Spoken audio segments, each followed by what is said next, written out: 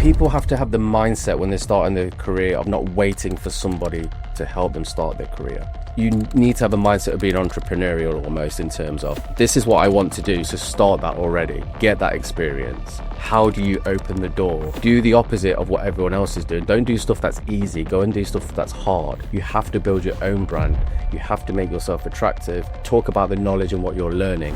One of the things that I've definitely noticed is that those people who are looking for jobs, I think the silver lining of being unemployed, you have that time to be able to explore the different models. Yeah. I talk to young people in terms of build your career like a portfolio. You need to go into jobs where you need to ask, what value is that going to bring to me, and what skill am I going to learn for the long term, which I'm going to apply to every business that those businesses are always going to need.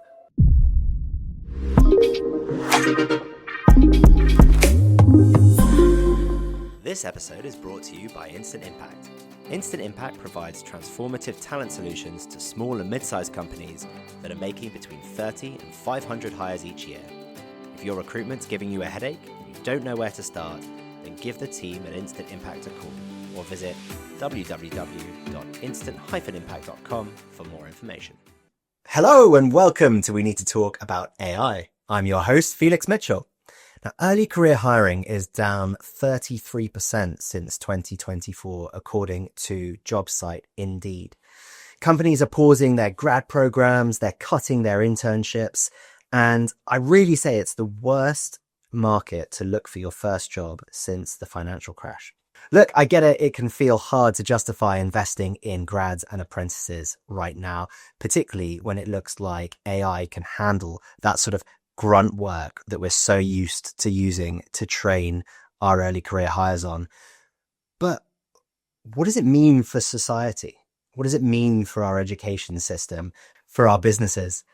It feels remarkably short-sighted. How can we expect to be able to hire qualified staff in a couple of years when no one's training them now?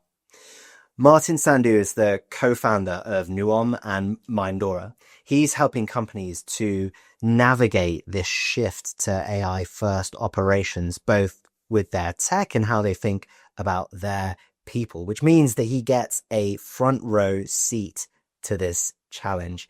Martin, really looking forward to digging into this really critical topic with you. Welcome to the show. Thank you. Thank you for having me. Lots to talk about. So give us a high level before we jump into the grad stuff first. Where do you think most businesses are when it comes to their AI transformation and what it means for their workforce and the way that the way they think about jobs? So I feel that most businesses, and I'm just as guilty as this when we was looking at AI as well, are in a position where ultimately they're trying to replace tasks. So people that can obviously do task related work.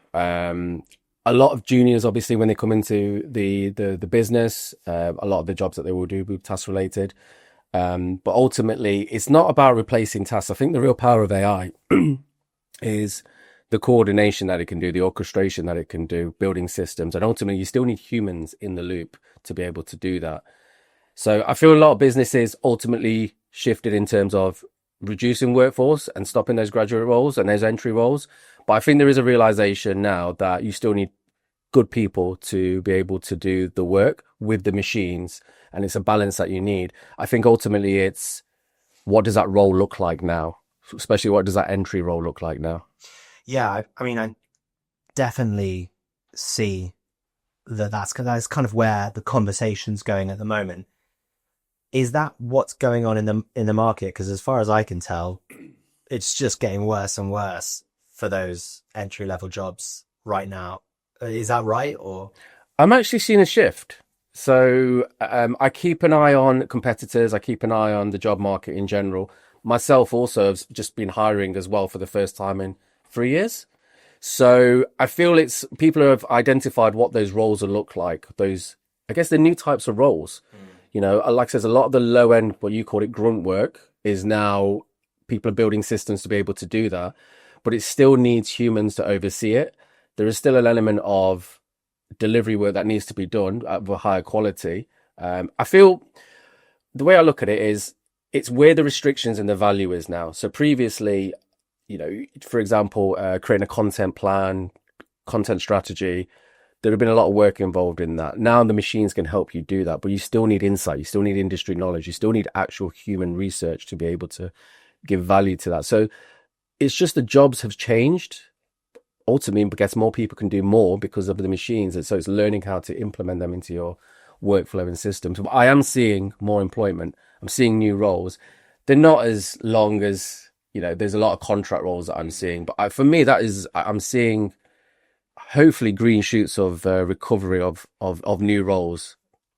And when you're talking about the human, obviously really, really important human in the loop, I guess there's then that question of which human in which loop, right? Yeah. And so when we're thinking about people without professional experience to be able to quality check the output from the AI or to be able to provide that industry insight, which roles are going to be created for people starting their career? So I feel that people have to have the mindset when they're starting their career of not waiting for somebody to help them start their career. You need to have a mindset of being entrepreneurial almost, in terms of, this is what I want to do. So start that already, get that experience.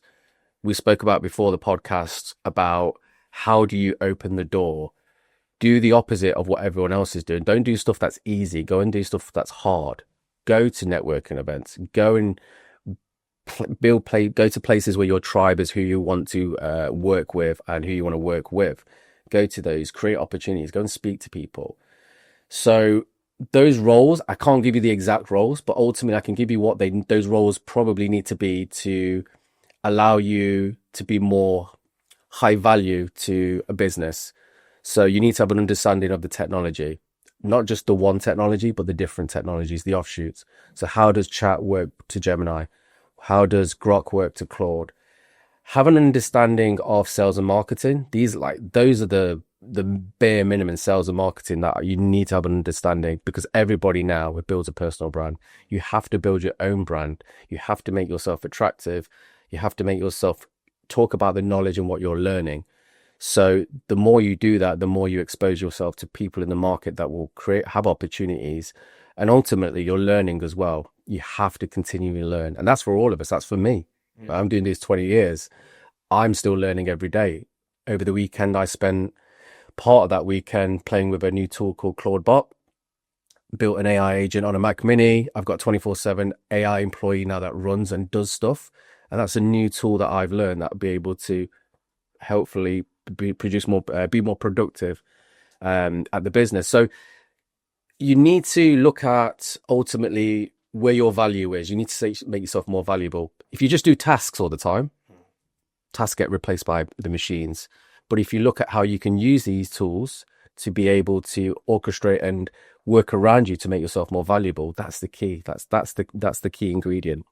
It's really interesting because I one of the things that I've definitely noticed is that those people who are looking for jobs, I think the silver lining of being unemployed at the moment, or future employed, I don't know how you want to put positive. They're not all going to be unemployed. Is that you've got that time. Of course, looking for jobs is incredibly time consuming, but to your point, you have that time to be able to explore the different models. Yeah. And I interviewed someone last year who, I can't remember how many jobs he applied for, but we were talking like 300. This is in the States. Everything's bigger in the States. But what he did is he built himself different agents to be able to, different AI tools, custom GPTs, whatever it is, to be able to track how he's applying, to be able to tailor his CV to the role, to be able to create something that looked really individual for each of them. So in the process of looking for a job, he became proficient in these tools. And in a lot of ways, he was able to do that to create value for himself, which made him in turn more employable. He was in the marketing space. So he was able to come in and say, well, look, this is how I'd apply that tool to the job. Yeah. When he's in interview.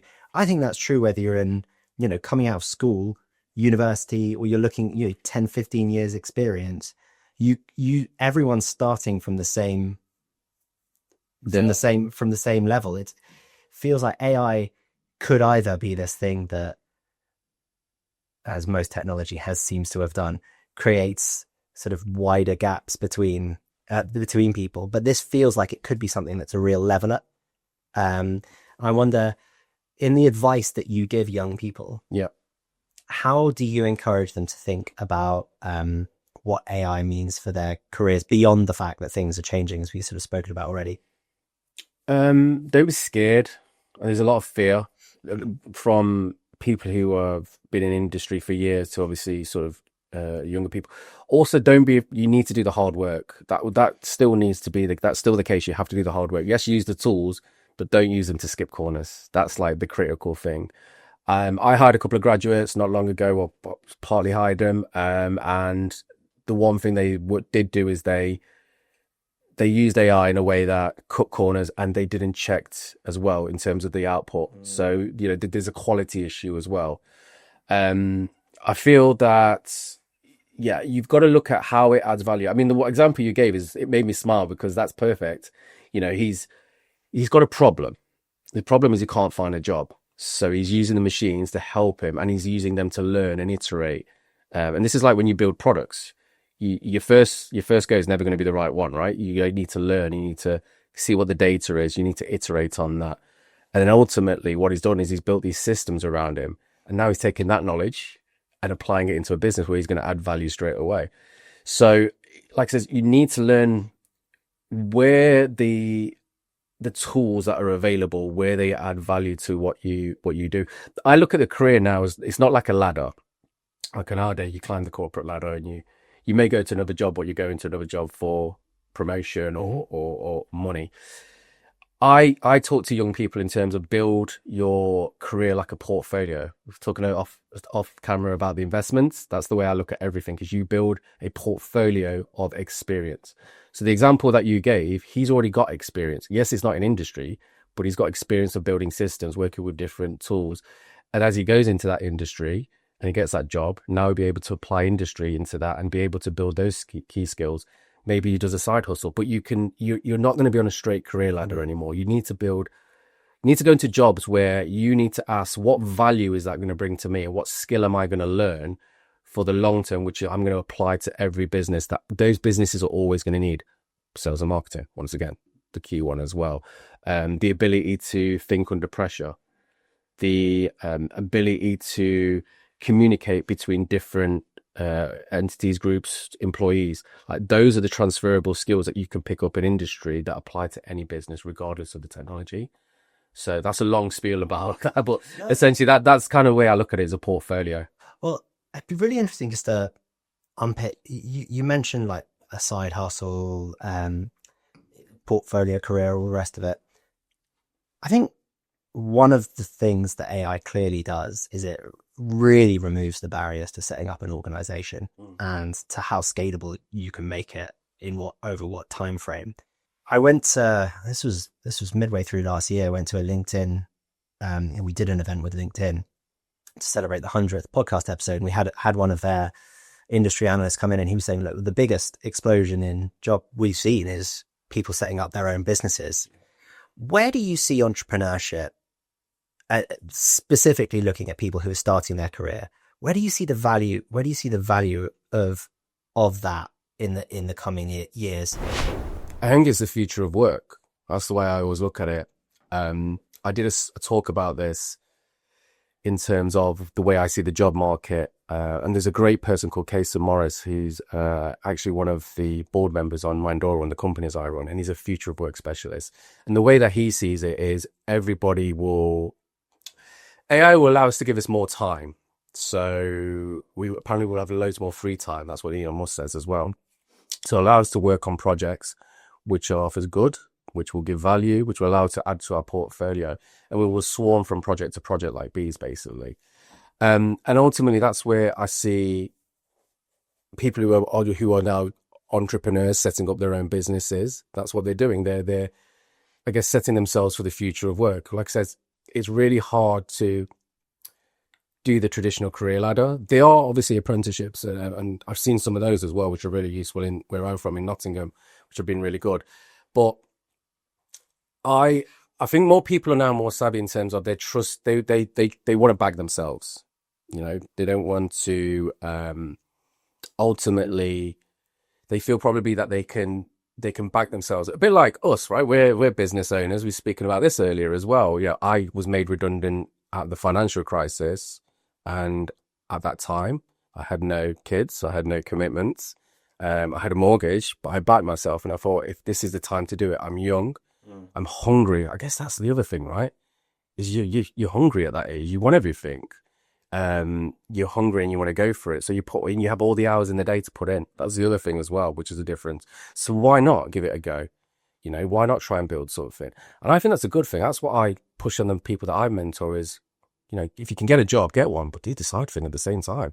Yeah, I'm obviously sold on that one. Yeah, we set up 2011, so still suffering financial crash, and which is a great, because that's the best time to set up a business. Yeah, when times are hard. Yeah, but even then, we had startup costs, right? We had those days we had to pay a designer to do our website for us, and I don't know what we did, but it was, I don't know, like a couple of grand setup costs. These days, you just like zip, right? You do everything on these freemium apps. It just feels like the rule book's being completely rewritten. Yeah, the barriers to get stuck in and set up a business is so low, and then also what you're able to do with your time has never been so possible to do so much with so little time, because of if you're approaching it the right way.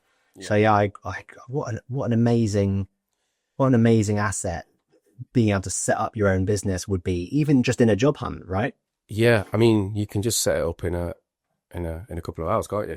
That's the thing. But there is a problem with that, though, is there's so many people doing the same thing.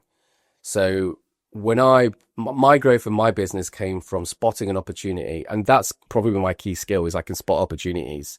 So I spotted an opportunity in transformation, in health tech, in mobile, and I rode that wave from 2010 all the way up to 2017, and that's where the growth came. So I feel like the reason that I stopped doing that is because everybody else started coming in and doing that as well. So at the moment now, there can be so many people doing that, which makes it, I guess, harder in a way. So once again, it comes down to what else can you do? What isn't easy? The going out and meeting people, talking, doing a podcast, going and doing free training, going in and actually doing BD and sales, and creating content. So stuff that people don't want to do, I guess, but the tools are there to help make that easier as well. So, and you can even get the videos now done as well, can't you? So absolutely. Well, it's funny. We've got a guy who's working with us at the moment who he does, amongst other things, he does our cold calling for us. He's, I'd say coming up to 40. He was at Cambridge, like kind of the profile you wouldn't expect to be in that role. It was just like, look, I just spotted that there's this thing called cold calling that generates companies loads of money and everyone hates it.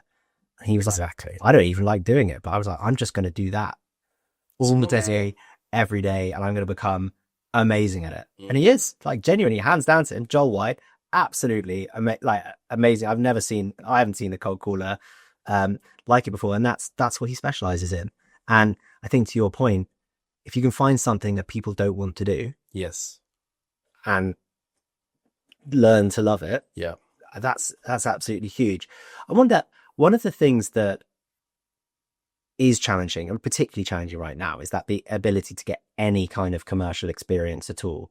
So in a world that you're not able to get a professional, like, what I mean, like white collar job, or a job that's in and around the industry that you want to get into, where would you go if you were a young person looking to get, to spot the opportunity? You have to first be able to see it, right? So where would you go to be able to start getting exposure to these sorts of things?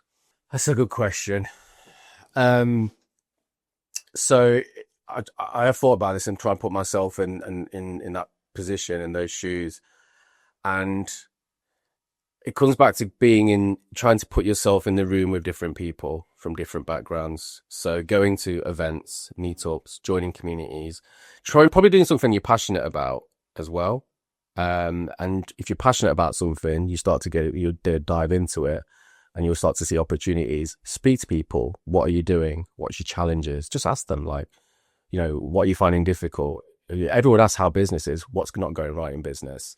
So try and find out challenges and issues. I always say, maybe if I was to do something, I would start a business. I mean, I started loads of businesses when I was younger, but if I was to do it now, I would start boring businesses, stuff that people don't want to do, cleaning windows, cleaning cars. I know this is like really basic stuff, but it will learn you the fundamentals of hard work, earning money, profit margin, walking dogs, dog walkers. So just like really boring businesses, and try and pick something that is low entry, that you can go out on the street, knock on the doors, post flyers. Just try and do stuff the old school way, and actually get an understanding, because actually what you'll do is you'll start to talk to people as you're out and about. You'll learn the skills. You'll learn about the local community. You'll learn about what's going on, and just try and maybe do some boring businesses, just even if it's pocket money, right? It's trying to do, like I said, the hard work. I always come back to this. Try and do stuff that's hard, because if you do stuff that's hard, you'll learn. Then you can apply the tools to be able to accelerate that and make it easier. Me personally, I invest in businesses. We look to buy businesses in one of the businesses that I'm in, and ultimately my experience is I know how to transform, so I know how to use digital. I've got somebody who's in there who knows how to do sales. So we look at buying businesses from people who are looking at retiring. We specifically look at businesses that are super boring. Yeah, I know. Super boring, so that it's easy to run and it just makes money, basically. So that, I think, looking at that kind of trying to set up businesses and putting yourself in positions to talk to people is the key thing. Coffee shops are good as well, especially in London. Like, coffee shops are good. Really, I would have thought it was awesome. Yeah, so we got our investor. We've got a couple of investor conversations and checks from just talking to people in coffee shops, which I know is hard and it's a bit weird because people don't want to be bothered. But a lot of people are there, especially if it's in the right area, are doing their work, and you're kind of having a coffee and just say, "Oh, what you do?" People give you they'll either tell you to bugger off, or they'll talk to you. So it's if you approach people and just start having a conversation, you'd be surprised how many people will know somebody who will know somebody who will know someone. Yeah. Like I said, it's the hard stuff. It's the stuff people don't want to do. It's uncomfortable. I put asking for help in there as well. Yeah. I think one of the things that I'd say is the sort of secret, the thing that I guess was my version of doing the hard thing, is I always ask people for help. Yes. And I think people love helping people. Yeah, absolutely. I get a kick out of it. And I think something that Brits in particular are really rubbish at is you say, you know what? It would be so easy for you to do this, that being so much to me, is there any chance you could help me out? So I'm big fan of that. I do a lot of that on Reddit. I've only just recently discovered Reddit. I'm not there yet. You're not? Tell me. It's weird because someone was like, you should go on Reddit, and because you have a lot of knowledge. And I just joined a couple of threads, started talking to people, so obviously following what. Also, it's a good research point as well. If you're looking at starting a business, what are the problems and challenges, and especially local or in a specific industry. So it's a great research tool. I just started talking in the startups and the entrepreneurs, and there was really basic stuff that they was talking about, and just gave them some advice. And then suddenly they, it's dripping into my DMs, and I'm having these conversations, and then they start giving you the badges. You're engaging, so you've got a 5-day streak. So I get quite hooked on that sort of stuff. So, but I get really good value out of that. I've got my Whoop band on right now. must compete. Yeah. So I'm on a 30-day streak at the moment, so that's good. Congratulations. Thank you. So yeah, I get value of doing it in person with people. I have a community back home called Built in Knots, which I set up for young people who are freelancing, contracting, entrepreneurs, wannabe business owners, and we have a weekly meetup every week at the office. 2 hours. We have a monthly social. We're doing a 2-day festival this year as well, around Nottingham and entrepreneurship. So I'm doing all of that, and I get a real kick out and value out of that. But I also like doing the online stuff as well, and Reddit's kind of my fix at home on the couch when I'm just giving people advice. Some of the advice you get, of course, is you need to learn when to switch off and all the rest of it. That is true. Yes, that is good advice. Yeah. Cool. Well, we're running a little tight on time, Martin. So I'd just love to pull it back maybe to those who have established businesses. I guess the other side of this coin, which is not so much advice to people who are looking for their first job, but advice to companies who, I guess, in their heart want to hire people in their first job, but are maybe struggling to put the business case together or don't know exactly where to fit them in, or just feel like a bit too much risk right now. What would your thought to them be? I would say evaluate your systems and workflows for a start. Don't think about the business as it has been. Think about it in the future. And ultimately, if you were to redesign the systems and workflows for the future of work and business, let's just say you put it in a 2-3 year plan, what are the roles that you need? And I think you'll find that, like I have, because I've done that actually you're able to hire younger people that obviously are looking for a job for specific roles. I just feel that's the key for me as a business owner, because I've been through that process. Is just look at your systems and workflows, and then look at what those new roles that you need. The gaps will appear. Exactly. Yeah, they appear. Yeah, the machines will do a lot of the work, right? But there is going to be gaps, and we need good people. And then obviously, hopefully, like we spoke about earlier, the talent are building their skills up to be able to fill those gaps. Brilliant advice. Martin, thank you so much for coming on the show. Thank you.